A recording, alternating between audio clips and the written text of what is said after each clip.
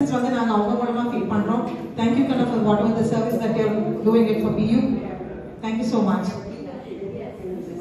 And I would like to say something. இப்போ வந்து நம்ம கவிதா சொன்ன மாதிரி நிறைய பேர் நம்ம என்ன பண்றோம்னா அப்பா அம்மாவோட குழந்தைங்க வந்து ரொம்ப கம்ஃபர்டபுளா இருக்கணும் அப்படிங்கிற ஒரே பர்பஸ்க்காக நம்ம ரொம்ப கைக்குள்ள வச்சு வளர்த்திடணும். But at the age of 25 நம்ம என்ன பண்றோம்னா நீ போ அப்படின்னு சொல்லிட்டு அப்படியே கொண்டு போய் நம்ம ஆத்துக்குள்ள ஸ்விம் பண்ற மாதிரி நம்ம குழந்தைங்க வந்து இந்த உலகத்துக்குள்ள நம்ம விடுறோம். அப்ப என்ன ஆகுதுன்னா அந்த 25 இயர்ஸ்ல நீங்க எவ்வளவு சொத்து சேர்த்து வச்சிருந்தாலும் சரி, எவ்வளவு படிப்பு கொடுத்திருந்தாலும் சரி, 25 வயசுல அந்த குழந்தைங்க உண்மையாலுமே எப்படி ஃபீல் பண்றாங்கன்னா just born newborn babies மாதிரி ஃபீல் பண்றாங்க.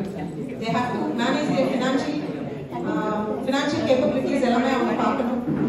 And அதே மாதிரி பாத்தீங்கன்னா நீங்க சொத்து சேர்த்து வச்சிருக்கிறது அவங்களுக்கு என்ன மாதிரி நீங்க பண்ணிருக்கீங்கன்னு அவங்க பார்க்கணும். Please little silent please.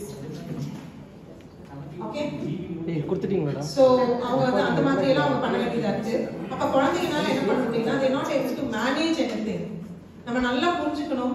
We are all educated people who are here and யாரெல்லாம் பார்த்துட்டு இருக்கணுமோ பட் யாருமே வந்து குழந்தைங்களுக்கு right from the age of 7 we don't teach them how to live in this world independently. We don't allow them to face the world as it is.